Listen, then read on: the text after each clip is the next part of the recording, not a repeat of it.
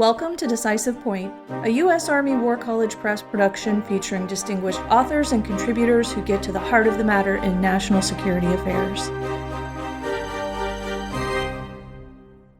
Decisive Point welcomes Dr. Lukas Milevski, an assistant professor at the Institute of History at Leiden University. He's published The West-East, Contemporary Baltic Defense in Strategic Perspective, 2018, and The Evolution of Modern Grand Strategic Thought, 2016. He's the author of The Grand Strategic Thought of Colin S. Gray, featured in Parameters Winter 2021-22 issue. I'm glad you're here, Lukas. Thanks for joining me today. Let's talk about your article, The Grand Strategic Thought of Colin S. Gray. Colin Gray, a titan of modern strategic studies, often referred to grand strategy as equivalent to statecraft. War is more than a simple military contest. It inherently involves non-military forms of power. Gray's conception of grand strategy contradicts the mainstream interpretation, particularly favored in the United States, in which grand strategy is identified as the master of policy. Walk us through Gray's basic views on grand strategy. Okay, well, first of all, thank you for inviting me. Now, there are four key features of Colin's basic understanding of grand strategy, which are worth emphasizing. First, grand strategy was in some ways a compromise, particularly between strategic studies, characterized by the study of strategy, understood fairly strictly as military strategy, and security studies, which encompass security beyond military security, economic, environmental, human, etc.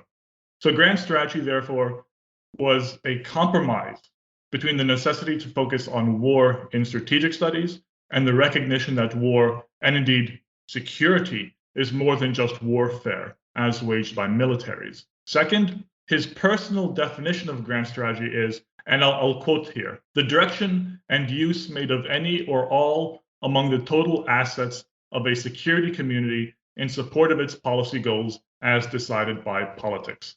Which he followed up by asserting that the theory and practice of grand strategy is the theory and practice of statecraft itself. So for Colin, grand strategy was clearly a rather enormous concept in both theory and in practice, and one which did actually go beyond war itself, given that he stated that grand strategy and statecraft are essentially synonymous.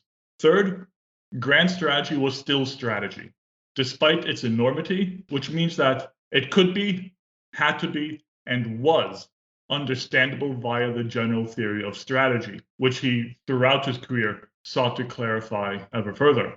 This means, among other things, that as much as military strategy needs to be conducted, performed, or whatever word you prefer, so too does grand strategy. So there's performance in economic or financial sanctions, for example, just as much as, if quite different from, that found in military strategy. That said, Colin didn't really ever actually delve into how non-military power performed in application.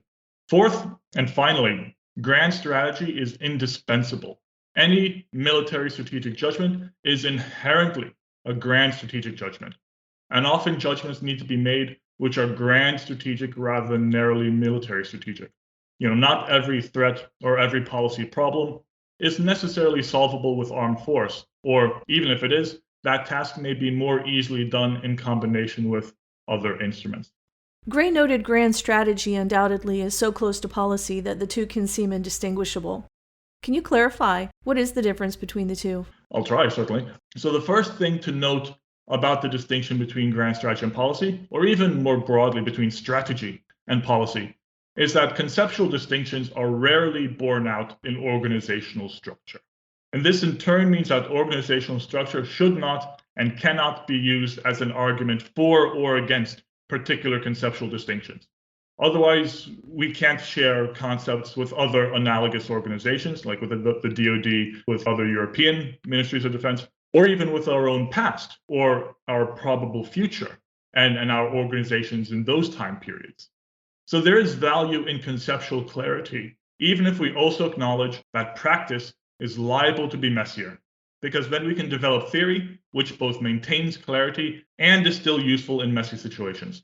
For example, we can develop theory which embraces the ideal that strategy should serve policy, while acknowledging and incorporating the facts that often strategy can shape policy, and that this is to some degree inevitable and not even necessarily bad, or even that some might attempt to practice strategy in a policy vacuum, and why those attempts are a bad idea. So real-world messiness can actually be very useful in developing and enunciating theoretical clarity.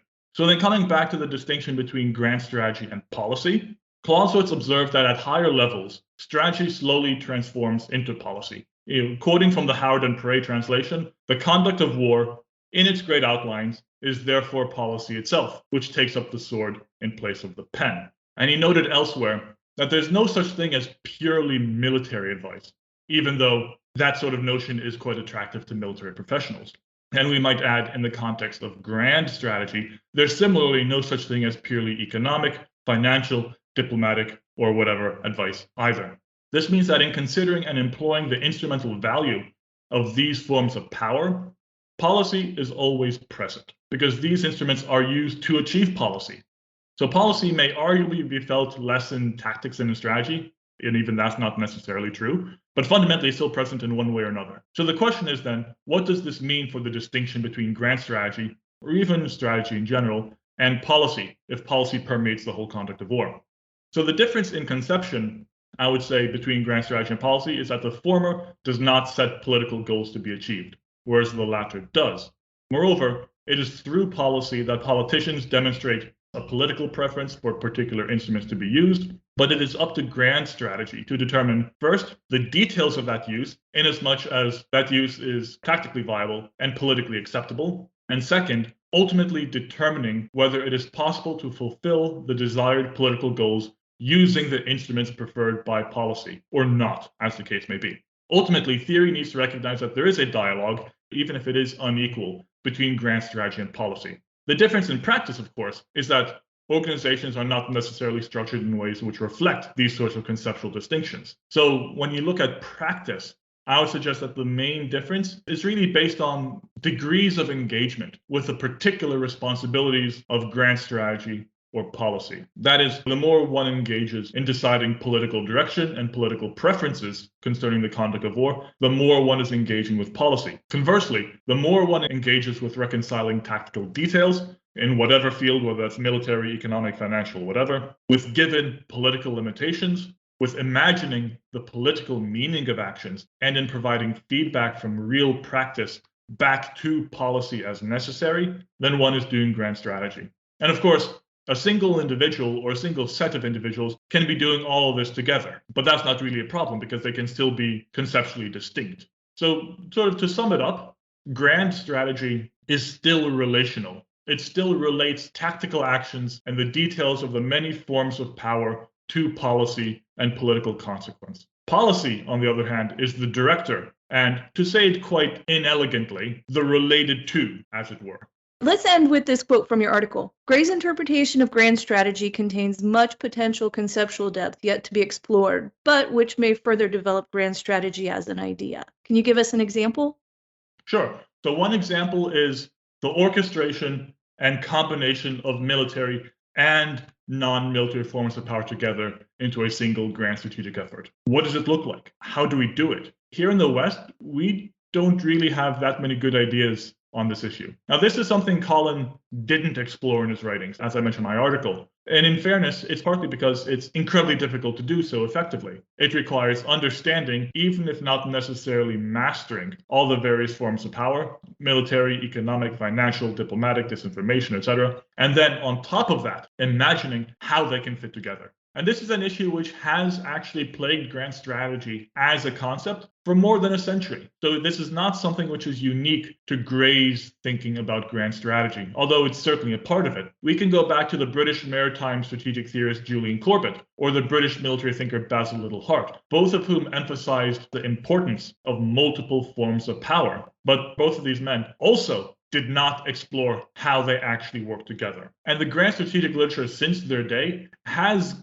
consistently, I think, avoided the topic even while invoking it as core to the very concept of grand strategy. And indeed, we see this, this expansive dimension appear even in numerous definitions of strategy per se, let alone grand strategy.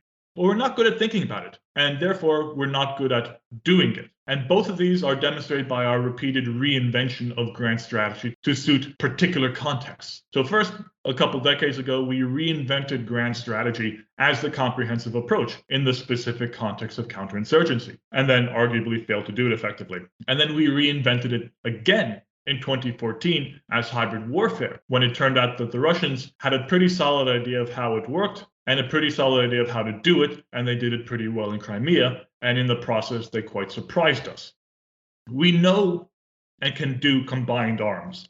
We know why it's a good thing to do, we know how to do it, etc. Similarly, if we take one step up, we know and can do joint warfare. We know why it's a good thing to do, we know how to do it. But when we take another step up to grand strategy and combining multiple forms of power, rather than multiple forms of purely military power, we're kind of lost. We have a sense of why it's good in principle, but we have little idea of how to do it, in part because at this stage, we have little idea of how to think about it, because we have no real theory on how to combine these quite dissimilar forms of power together into a single effort. So this is something which both deserves and requires a good deal more attention than it has gotten in the past more than a century now.